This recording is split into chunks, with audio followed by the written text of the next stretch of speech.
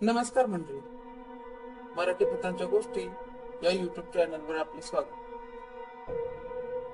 आजच्या आपल्या कथेचा विषय आहे बाळाचे भूत.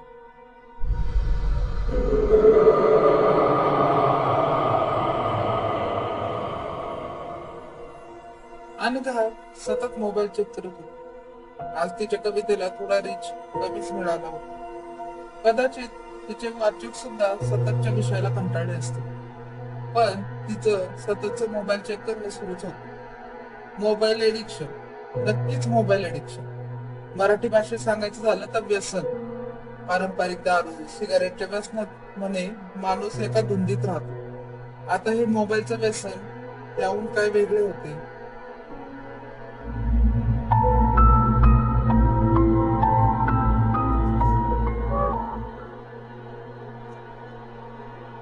कदाचित अनघा सुद्धा या व्यसनाचे जरा जास्तच आदी होते. म्हणून तर शब्दांची जुळवाजुळव करून कविता लिहून त्यावर कमेंट्स गोळा करण्यात, त्याला रिप्लाय देण्यात, आपल्या कविता जास्त लोकांपर्यंत पोहोचाव्यात म्हणून लोकांना रिक्वेस्ट पाठवणे, ग्रुप जॉईन करणे, कुणी इनबॉक्स मध्ये फ्लर्ट करत असेल, अश्लील फोटो पाठवत असेल तर त्यांना ब्लॉक करण्यात अनघाचा बराचसा वेळ खर्च व्हायचा.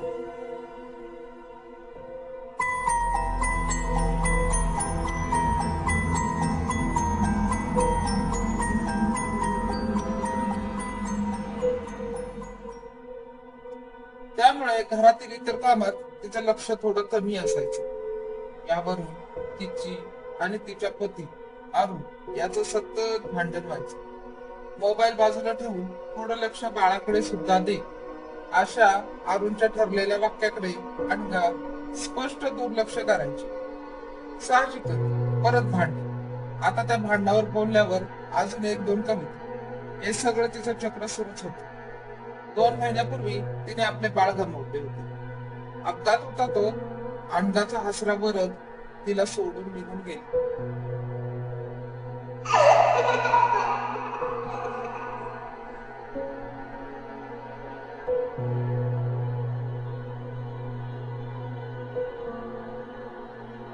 अगदी कायमचा. त्याचेच काही फोटो पोस्ट करून त्यावर आपल्या मनातील भाव यमक रूपात जुळवून अनघा कविता मांडत होती. आता अनघाचा पती अरुण तो सुद्धा तिच्या मोबाईल ऑनलाईन असण्याचं आधी सारखा राग काढत नव्हता. ती एक आई होती. तिचं दुःख सगळ्यात मोठं होतं. ते विसरताना मोबाईल माध्यम बनत असेल तर त्याचे विरोध करण्याचे काहीच कारण नव्हते. त्यामुळे तो आपल्या कामाला निघून गेला.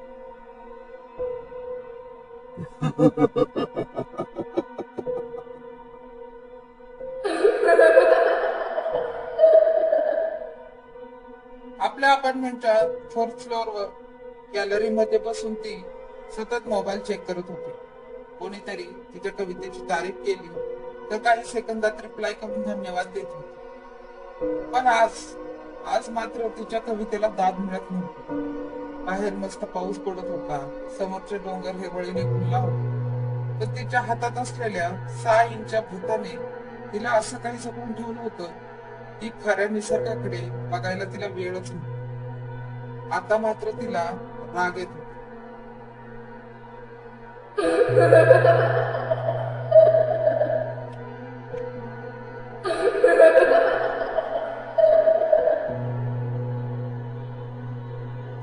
लिस्ट मध्ये 1000 लोक आणि फक्त 40 लाईक, 7 कमेंट्स. लोक एवढे कसे काय भावना शून्य होऊ शकतात असा विचार करत तिने मोबाईल बाजूच्या कुशन सोफ्यावर आपला. अनघाने आपले कपाळ दाबून धरून केसांवर हात फिरवला. समोर बघत विचार करत ती उभी राहिली आणि गॅलरी मधून खाली बघू लागली. नुकतेच चालायला शिकलेले तिचे बाळ वरद 2 महिन्यांपूर्वी इथून पडले होते. तेव्हा त्या दिवशी अनघा नेहमीप्रमाणे अरुण गेल्यावर मोबाईलवर ऑनलाईन होती आणि आपली एक नवीन कविता पोस्ट करून त्यावरच्या कमेंट वाचण्यात व्यस्त होती. रिप्लाय करण्यात ती आपली बोटे वेगाने चालवत होती. अचानक काहीतरी पडल्याचा आवाज आला आणि ती भानावर आली. तिचा मुलगा भरत कुठेच दिसत नव्हता.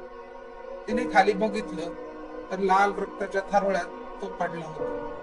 क्षणार्धात होत्याचं नव्हतं चालू होतं. नुकताच वर चालायला शिकला होता. त्याच्या बोबड्या बोलांनी पूर्ण घर बजबजून जायचं.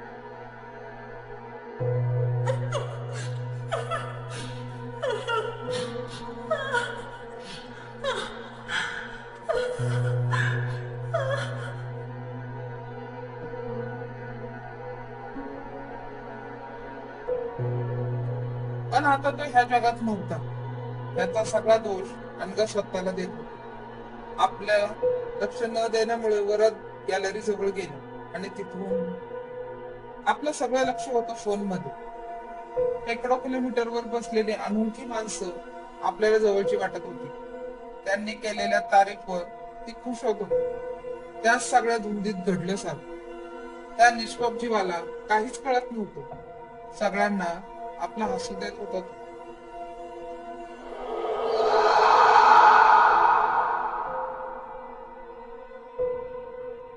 आई मोबाईलवर बिझी असतानाही तिच्या गळ्यात पडून बोबड्या आवाजात काहीतरी बडबडत असायचा. मोबाईल वापरता यावा म्हणून त्याला ती उचलून कधी टीव्ही समोर कधी पाळण्यात सोडून येत होती. हे सगळं तिला आठवत होतं. आपल्या निष्काळजीपणाचा अनघाला प्रचंड राग आला. आपण तर त्याचे पालक होतो ना, त्याला सांभाळायची जबाबदारी आपली होती. त्या निष्पाप जीवाला गॅलरी जवळ जायची नसते, तिथं ना आपण पडू शकतो हे काहीच समजत नव्हतं.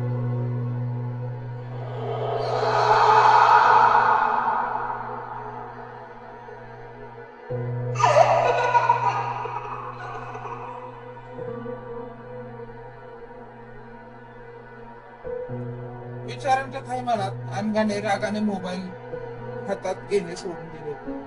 ती ऑनलाईन असणे आता तिच्या समोर बरफच्या खाली पडणे कुणालाही माहित नव्हते. अनघाने ते रहस्य स्वतः जवळच दाबून ठेवले. अरुणला काही संशय होता, पण तो सुद्धा अनघाची अवस्था बघून शांत होता. ती सतत या दुःखात रडायची. काही दिवस तिने या दुःखात काढले, पण 10-12 दिवसाने परत तिच्या हाती मोबाईल पडले. शेकडो नोटिफिकेशन चॅट्स येऊन पडले होते.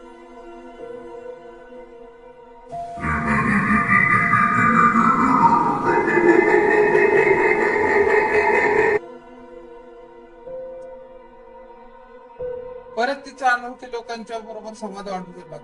लढीवाळ अलंकारिक शब्दांनी तिची सांत्वना होऊ लागली. 2 महिन्यांपूर्वी काही कारणामुळे आत्महत्या करायला निघालेले कवी दीपक तिला आपल्या मोजक्या शब्दात मोटिवेट करत होता. परत 6 इंचाचा तो राक्षस अंगावर हवी झाला आणि त्याच्या प्रभावात ती परत वाहत काल्पनिक विश्वात काल्पनिक लोकात रमू लागली. वरच्या वर लिहिलेल्या कवितांवर तिला सिंपती मिळत होती. तिने परत ह्या आभासी काल्पनिक सोशल मीडियाच्या जगात प्रवेश केला होता. आज आपल्या त्या कवितेवर म्हणावा तसा प्रतिसाद न मिळाल्याने अनघा थोडी निराश होती. तिने आपले डोळे हाताने घट्ट दाबून ठेवले होते. अचानक ती दचकली. एक आवाज तिच्या परिचयाचा होता. तो आवाज वरच्या पायातील चांदीच्या वाळ्याचा होता. ते चांदीचे वाळे त्याच्या आजीने वरच्या पायात घातले होते. खळ खळ असा तो आवाज पूर्ण घरभर घुमत असे. अनघाने दचकून सगळीकडे बघितले.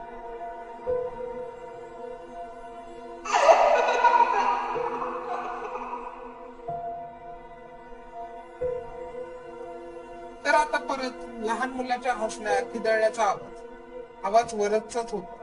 अनघा दचकली आणि दबक्या सावध पावलांनी चालू लागली. आपल्या खोलीजवळ आली. रूमच्या खिडक्या बंद असल्याने रूम मध्ये थोडासा अंधार होता. त्या अंधारात रूम मधल्या पांढऱ्या शुभ्र वस्तू अंधुक दिसत होत्या. अनघा खोलीच्या दरवाजाजवळ होती. काहीशी हालचाल होत होती. तिच्या खोलीत एक पाळणा होता. वर त्यात खेळायचा. खूपच समाधानी बाळ होते ते. त्या पाळण्याच्या वर एक इलेक्ट्रॉनिक खेळणे होते. ते चालू झाले की त्याच्याकडे बघत तो आपले हात पाय हलवीत खेळत असे. आता आता तो चालायला शिकला होता. तेव्हा त्याला घर पुरेना.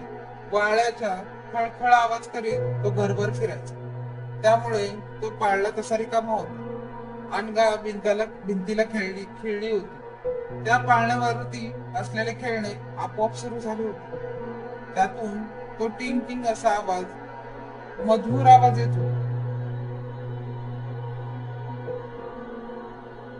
अनघा डोळे विस्पारून बघत होती. अचानक अनघा किंचाळली. चमकदार डोळ्याच्या वर हळूहळू त्या पाळण्यामधून डोकं वर काढू लागलं. वरदच होता तो. दोघांची नजरानजर झाली तसा वरद नेहमीसारखा खेळकर हसऱ्या आवाजात ओरडले, मम्मा भूत. हे बघून अनघा जवळपास किंचाळत धावतच घरातून बाहेर पडली. ती सरळ शेजारच्या पाटील काकूंच्या घरात शिरली. तिला किंचाळताना बघून पाटील काकूही घाबरले. त्यांनी अनघाला सावरले.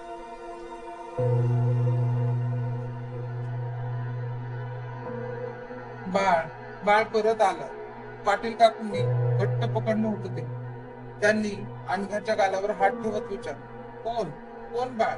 वरद? अनघा थोडी बाजूला झाली. हो, तिथे पाळण्यात आहे.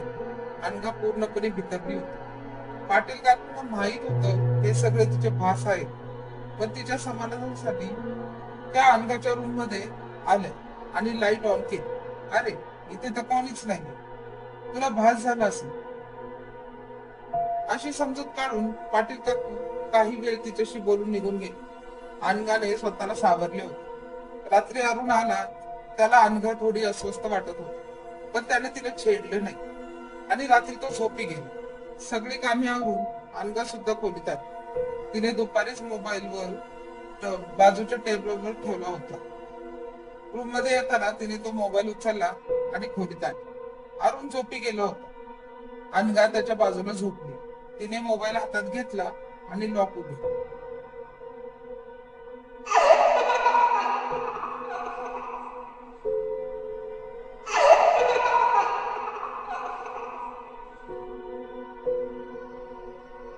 लॉक उघडताच रूम मधली लाईट आपोआप बंद झाली.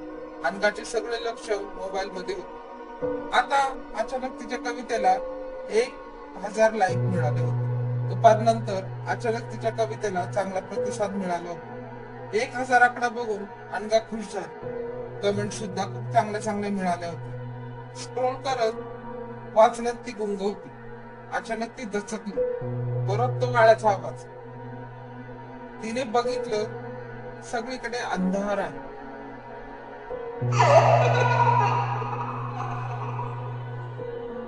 काही क्षण इकडे तिकडे नजर फिरून ती परत बेडवर आडवी झाली आणि मोबाईल ऑन करून कमेंट्स चेक करू लागली. एक दोघांच्या मोठ्या कमेंट्स वाचून तिच्या चेहऱ्यावर हसू फुलले होते. अचानक काहीतरी चिकट तिच्या मोबाईलवर उघडत आला. वरून टपकत होत. अनघाने वर बघितलं. वरच्या सिलिंगला तिचं बाळ वरद तो रांगत असल्यासारखं उलट लटकत होता. अनघाची नजर त्यावर गेली तसं ते मम्मा भू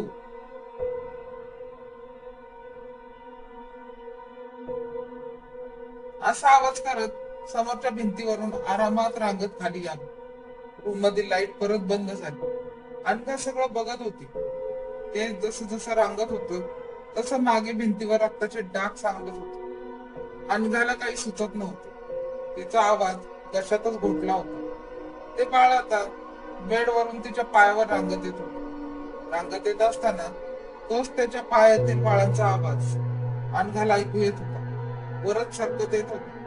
अंगावर तेच कपडे, पण चेहऱ्यावर निरागस भाव नव्हते.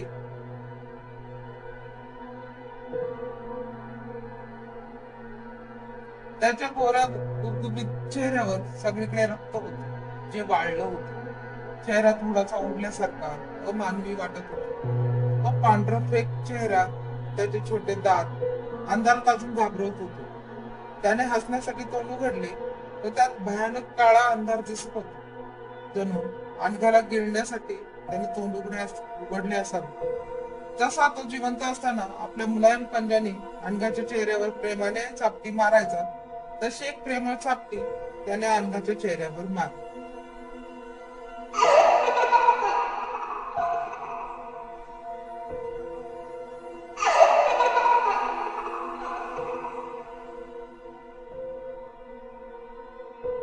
अनघाच्या चेहऱ्यावर गार स्पर्श आणि एक जोरदार किंचाळ अनघाच्या तोंडून बाहेर पडली. ती एवढ्या जोरात किंचाळली की बाजूला झोपलेला अरुण जागा झाला. किंचाळणाऱ्या अनघाला त्याने सावरलं. अनु, काय झालं? काय? अनघाची बोबडीच वळाली होती.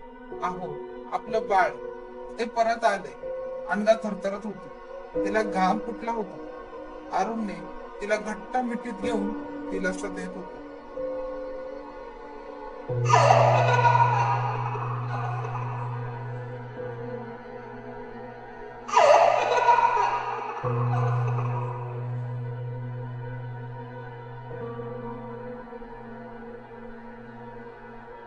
अगं, कोणीच नाही येते.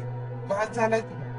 अनघाने सगळीकडे नजर फिरवली. खरोखरच तिथे कुणी नव्हतं. अनघा प्रचंड घाबरली होती. तिची अवस्था बघून अरुणने कामावरून सुट्टी घेतली. आपलं परत आलेलं बाळ आणि त्याच्या तोंडातला तो मिट्ट काळो गाठून अनघा शहारत होती. अरुणने तिला दुसऱ्या दिवशी एका मानसोपचार तज्ञाकडे नेले. कारण अरुणला तेच योग्य वाटत होते. कारण अनघा परत परत बाळ परत आलंय असं काहीस बोलत होत.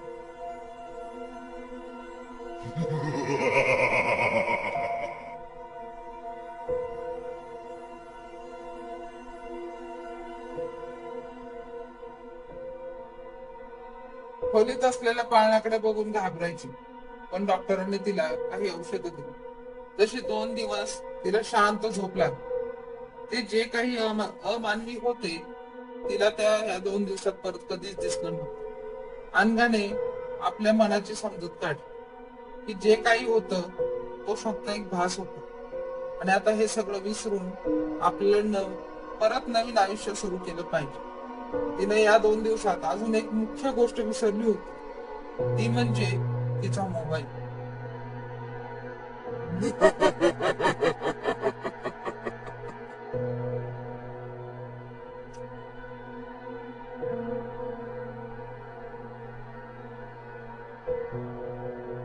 मोबाईल जवळ असला की आपण सगळं जग विसरून जातो हे तिला माहित होतं. त्यामुळे तिने आपला मोबाईल शोधला. डॉक्टरांनी दिलेल्या औषधांचा परिणाम की काय, ती चक्क 2 दिवस मोबाईल विसरली. पण आता तो परत तिच्या लक्षात आला आणि तिने ड्रॉवर मधून मोबाईल काढला. चार्जिंग संपल्यामुळे स्विच ऑफ झालेला तिने चार्जिंगला लावला आणि तोपर्यंत तिने जेवण आवडलं. तिचे हात वेगाने चालत होते. 2 दिवसांचे किती नोटिफिकेशन असले असते.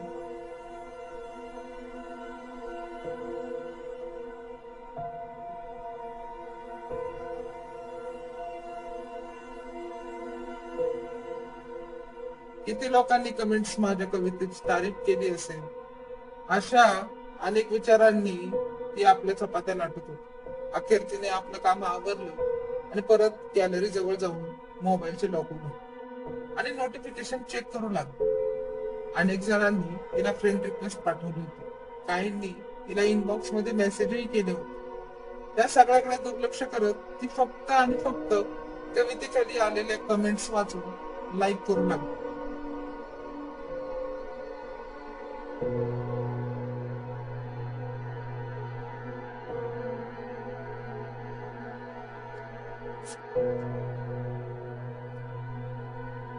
काही कमेंट्स वाचताना ती डोळे सुद्धा मिटत नाही. अचानक परत त्याच आवाजाने तिची निद्रा मोडली. खळखळा वाळ्याचा आवाज. आता मात्र ती बाळ हसत नव्हती, जोरात रडत होती. लहान मूल होत ते. चौथ्या मजल्यावरून पडल्यामुळे त्याच्या डोक्यात खोच पडली होती. त्या वरादने प्रचंड विवाळत होते. पण आता त्याला जवळ घेऊन ओ बाळ म्हणायची सुद्धा अंगाचे धाडस झाले नाही. कारण ते विव्हळणं अमानवी होत.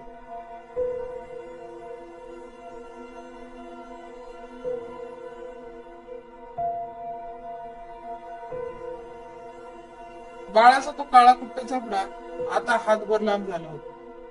लडबडत चालत येणाऱ्या वरद बाळाचा चपडा विरघळत जवळपास छातीपर्यंत आला होता. तिथे जिथे खोच पडली होते तिथे आपले न पोचणारे खुजे हात नेण्याचा प्रयत्न करत अमानवी कर्कश अशा अमानवी आवाजात आ मम्मा असा आवाज करत बाळ आपल्या आईच्या दिशेने येत होते. त्या खाचेतून रक्त खाली ओघळत होत. त्याने घातलेला पिवळा शर्ट लाल करत होतो.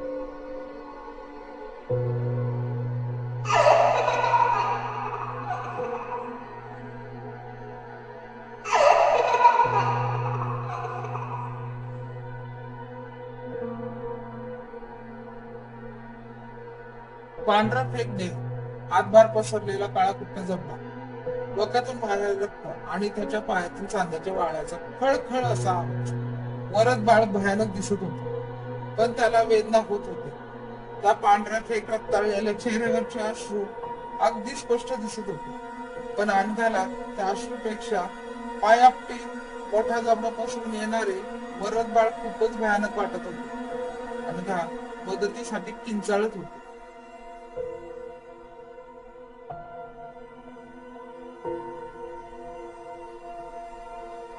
तिने अरुणला मदतीसाठी फोन लावण्यासाठी फोन उचलला, पण फोन मधून सुद्धा तोच कर्कश रडण्याचा आवाज आला. बाळ पाय आपटत वेदनेने रडत जवळ येत होते. त्याच्या डोळ्यातून आता अश्रूच्या जागी रक्त वाहू लागले. ते बघून अनघा अजून घाबरली. बाळाने आपल्या आईने आपल्याला जवळ घ्यावे म्हणून हात पसरले. ते हात आपला आकार बदलत होते, एखाद्या रबरासारखे ताणले जाऊन अनघाच्या दिशेने येत होते. अनघा जीवाच्या आकांताने ओरडत होती. एकच वरांडा आणि समोर ती गॅलरी.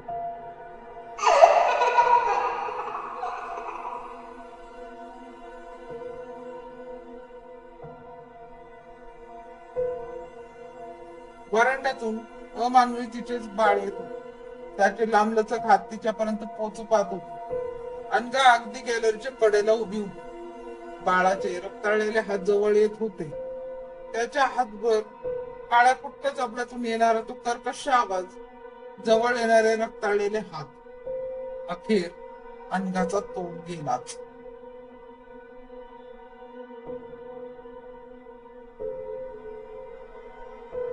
पण असा मोठा आवाजाच्या यावेळी आवाज मोठा होता. रक्ताच्या थारोळ्यात अनघा पडली होती. तिचे लक्ष तिच्या चौथ्या मजल्यावर गॅलरीकडे होते. डोळे सपाट उघडे होते. डोक्याला मार लागल्याने रक्त वाहत होते. तिचे डोळे जड होते. अंतिम क्षण म्हणतात तो हाच. अनघाच्या हाताला मोबाईल घट्ट तिने पकडला होता. रक्ताचा उघड तिच्या हातापर्यंत पोहोचला होता. तिच्या कवितेवर अखंडपणाने येणाऱ्या नोटिफिकेशनचा आवाज चालूच होता.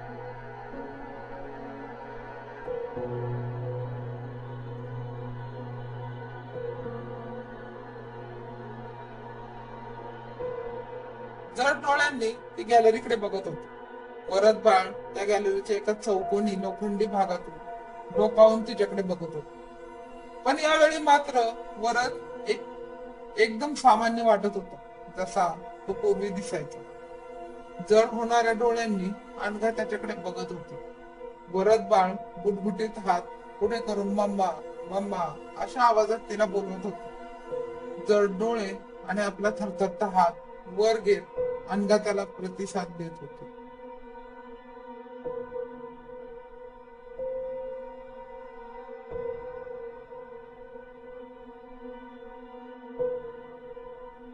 अखेर तिचे डोळे बंद झाले. वर आलेला हात खाली आला आणि अनघाने मान टाकली. लोकांची गर्दी तिच्या आजूबाजूला गोळा झाली होती. अनघाचे शरीर हलकं झाल्यासारखं तिला वाटत होतं. जणू काही ही हवेचाच एक भाग आहे. खालून कोणीतरी तिची साडी हलके सोडत होते. तिने आपले डोळे उघडले. खाली तिचा लाडका वरद आपल्या गुटगुटीत मुठीत तिच्या साडी घट्ट पकडून ओढत होते. आपले ते केविलवाने डोळे करून मम्मा मम्मा अशी साथ घालत होते.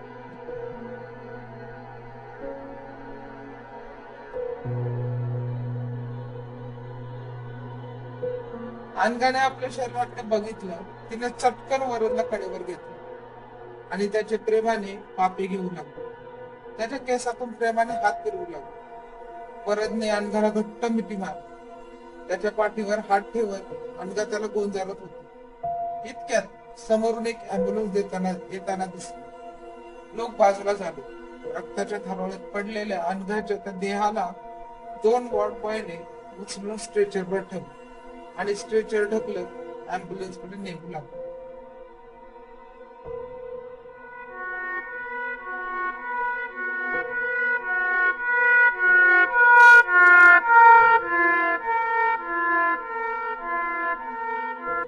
अनघाच्या हातात अजूनही घट्ट आवळलेला मोबाईल होता आणि नोटिफिकेशनचा तो आवाज अजूनही चालूच होता. दुसरीकडे आता मानवी संकल्पनेप्रमाणे दुसऱ्या दुनियेत पोहोचलेली शुभ्र देहाची अनघा कडेवर वरदला घेऊन अंगाई गीत गात चालू लागली. वरद तिच्या त्या अंगाईने हसत होती. त्यालाही त्याची आई मिळाली होती आणि तिच्या हातात तिच्या आवडीचे कायम हातात असणार ते चौकोनी काळ खेळणं नव्हतं. तिचं लक्ष आता फक्त वरदवर होतं. वरद तिच्या मिठीत खुश होती.